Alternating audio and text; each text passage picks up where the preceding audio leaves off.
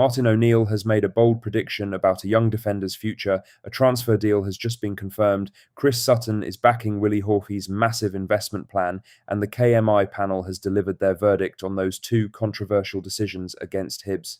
It's been another dramatic 24 hours for Celtic, but first make sure you like this video and subscribe to the channel for more Celtic content. Heading into tomorrow's derby at Ibrox, Martin O'Neill has a big decision on his hands. Team selection for the Hoops is going to dominate the build-up from between the sticks to who pairs Liam Scales to the midfield and even the front three. Benjamin Arthur has played just over 10 minutes in a Celtic shirt since his arrival and was not able to play on Thursday due to not being registered for this stage of the Europa League. Celtic did have their hands tied and could only make 3 changes to the squad after the January transfer window.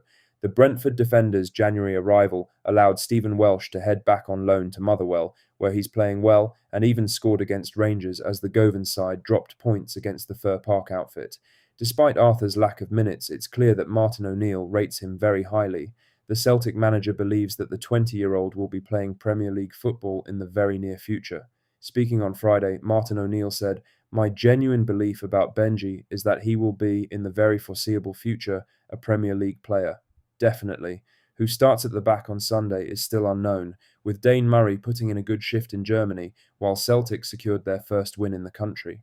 Now for the main story, as Francis Turley has become the 4th Celtic player to join Ayr United on loan this season. The midfielder has made the move to Somerset Park under the cooperation agreement, which allows young players to gain experience at a significantly higher level than the Lowland League. It's an opportunity designed to accelerate development, and Turley's numbers this season suggest he's more than ready for the step up. He scored 4 goals and provided 5 assists in 20 appearances in the Lowland League campaign. Ayr boss Scott Brown has now taken 4 midfielders from Celtic, a position he knows better than most from his own playing career. Brown has been keen to bolster his engine room with young players capable of handling the physical and tactical demands of senior football, and Turley fits that profile. Turley follows Jude Bonner and Kyle Ure in making the move to Ayr United earlier in the season. Ure has since returned to Celtic after suffering a serious hamstring injury, while Bonner remains part of the Ayr squad as they push on with their campaign. The Honest Men also added another Celtic midfielder in January, with Ben Summers joining initially on loan. That deal is set to become permanent in the summer when the 21-year-old's Celtic contract expires. The move is a chance for Turley to test himself in a more demanding environment, while Celtic will be hoping regular minutes in senior football help him continue his development away from Lennoxtown. In other news, Chris Sutton admits the real intrigue following Willie Hawkey's proposed fanshare initiative will be how Dermot Desmond responds behind the scenes. Hawkey's plan to invest up to £10 million in Celtic shares via a season ticket holders alliance has been widely discussed as a potential first step towards giving supporters a stronger voice in how the club is run. While Desmond does not technically hold a majority shareholding, Sutton believes the balance of power at Celtic has felt heavily concentrated for some time. Speaking about the situation, Chris Sutton suggested it will be fascinating to see how Desmond and his son Ross Desmond react if a new block of fan-aligned shareholders begins to exert influence. Ross Desmond has long represented his father at Celtic, attending AGM year after year, and writing in the Daily Record, Chris Sutton said, "But it will be interesting to see how Dermot Desmond and his son Ross react, and how they would feel if they felt their power was being diluted. Don't forget, back in the day, Fergus McCann said he didn't want Celtic being owned by one man or one family. That might not technically be the case, but it does seem that way right now. Hoy's proposal isn't just about money or shares, but about challenging the current power dynamic at the club. Whether it leads to meaningful change may ultimately depend on how those at the very top choose to respond." He promised that there would be more information about his plan that would come out in the coming weeks. Sutton earlier said he was optimistic about the announcement. In other news, Chris Sutton has welcomed Willie Hawkey's midweek pledge to invest in Celtic, describing it as a much-needed and potentially positive step at a time when the club feels deeply fragmented. While Celtic were away in Stuttgart for their Europa League tie, Hawkey was back in Glasgow working on a proposal aimed at bringing supporters closer to the heart of the club. The lifelong fan has outlined plans to invest up to £10 million in Celtic shares and to launch what he's calling the Celtic Season Ticket Alliance. The idea is straightforward but ambitious.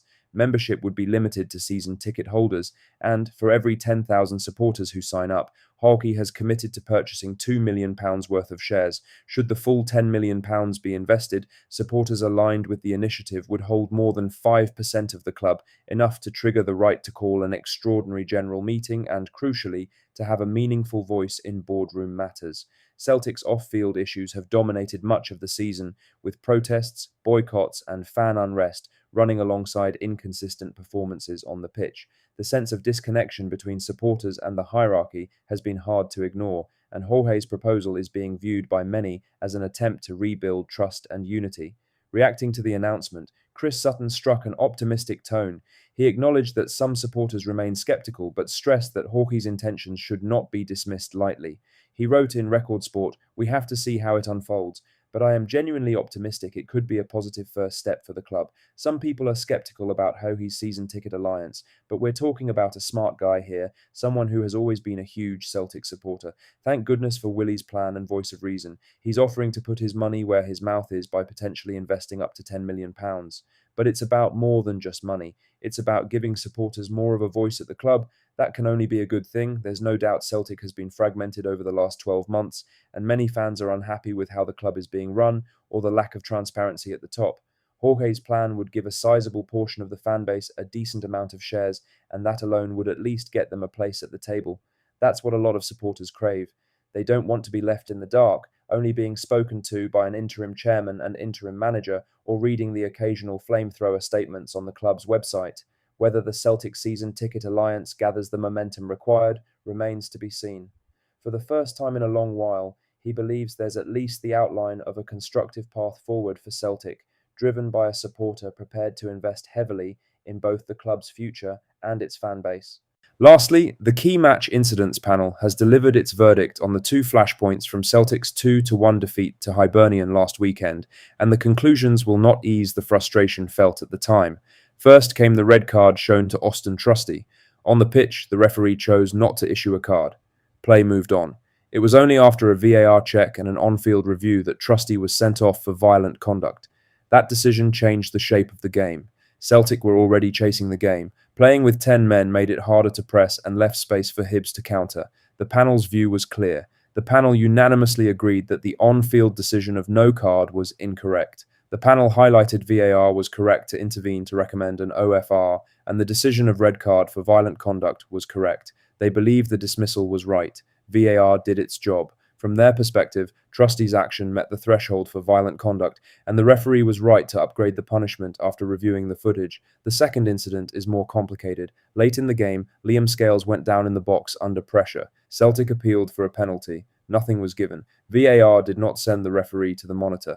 That moment mattered. At 1-1, a penalty would have given Celtic a massive opportunity to control the game. Instead, play continued and Hibs held on. The panel was not unanimous on this one. The majority, 2-1 of the panel, deemed the on-field decision of no penalty to be correct. One panel member felt that VAR should have intervened and a penalty should have been awarded, so two members felt there was not enough in it to overturn the referee. One believed Celtic should have had a spot kick. That's all the latest Celtic news for today. Make sure to hit that like button, subscribe if you haven't already, and drop a comment below with your thoughts. I'll see you in the next one. Hail, hail.